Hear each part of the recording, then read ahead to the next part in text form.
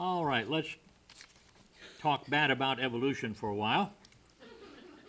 The great religion of the world that it turns out they just believe by faith because life is so complex that chance processes, even over billions of years, cannot explain its origin. And today we want to look at genetic distances, things that are odd concepts, and I think you'll get it. Similarities between different forms of life was the basis of the concept of evolution, that some animals look like smaller versions of larger ones, so they evolved and became larger and so on. But they can now be measured in a different way. They can be measured with sophisticated genetic techniques. You heard in my lifetime, I forget when it was, but they completed the human genome, the human genome progress. Anyway, there's a P word there. What they did was they identified all, or at least most, of the genetic qualities of man. And in doing that, they are able to now start testing and checking what these genes do, how they affect us. But in that, they have the ability to go in there and look. So we'll talk about proteins and DNA, humans versus chimpanzees, just looking at this idea from the standpoint of how close are the genetic distances between these animals. So proteins, first of all. Genetic distances can be calculated by taking a specific protein and examining the sequence of its components. These components is what makes up the protein. We've been talking about that a bit, how that comes together and all this. But by seeing the sequence, the order of the components. So the way this works, the fewer changes needed to convert a protein of one organism into the corresponding protein of another organism, supposedly, the closer their relationship. So if one is going to evolve from the other, we should be able to see genetically that the order of this one that evolved into this one, these two orders of the protein should be very similar, this just a little more advanced. That's what we should see. These studies, however, seriously contradict the theory of evolution.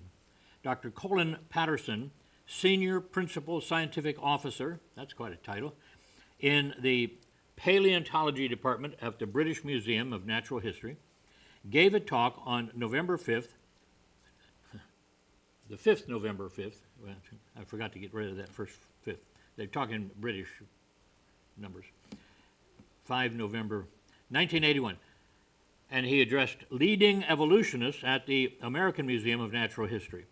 Patterson explained to a stunned audience that this new information it doesn't help support, it contradicts the theory of evolution. In his words, quote, "The theory of evolution makes a prediction. Things should be this way. We've tested it, and the prediction is falsified precisely. What they said should be is clearly not. An early computer-based study of cytochrome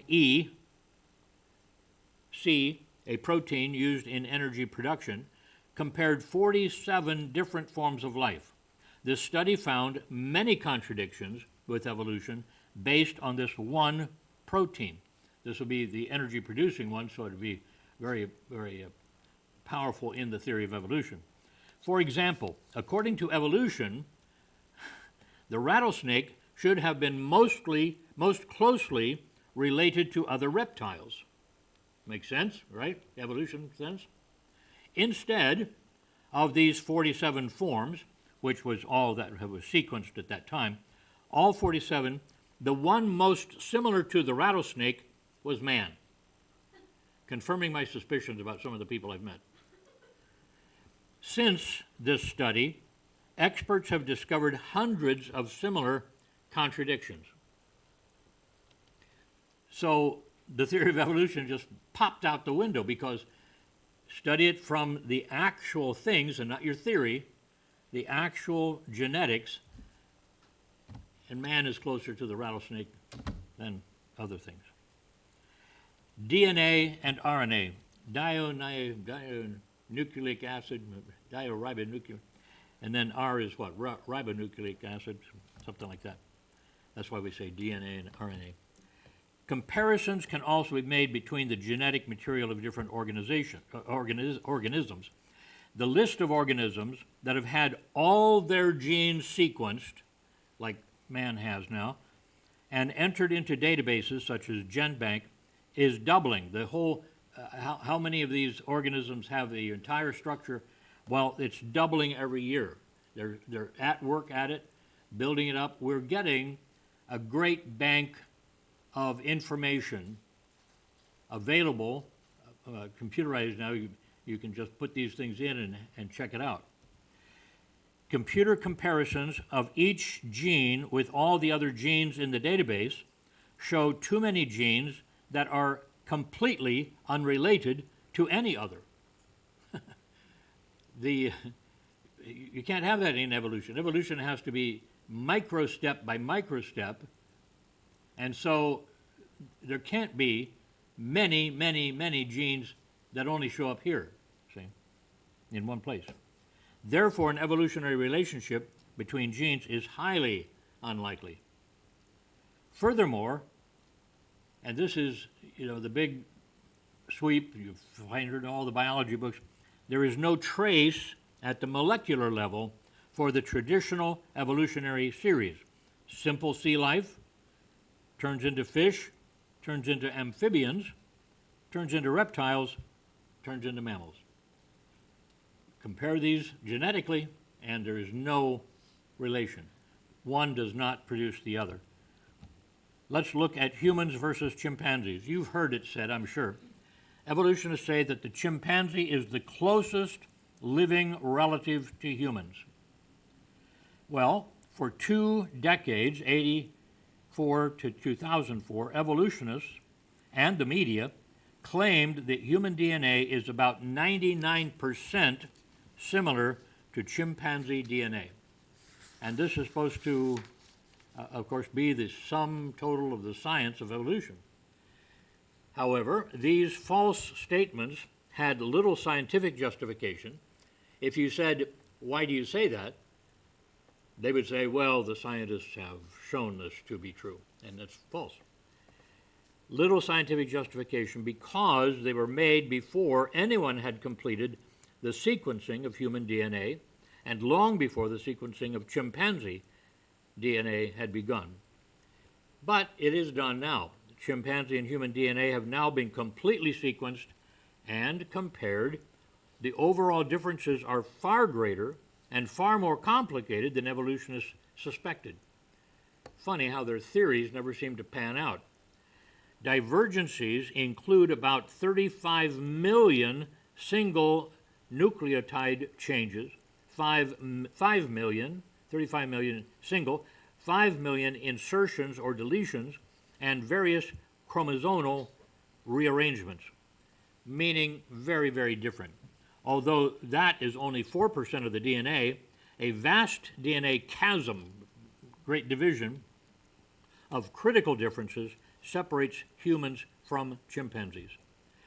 Moreover, differences between the male portion of the human and chimpanzee sex chromosome are huge. This is how they develop, how they reproduce. That should be part of the evolutionary process. And if the one, chimpanzee, turns into the other, there in the sex chromosomes should be the closest relationship. This is the driving force of evolution.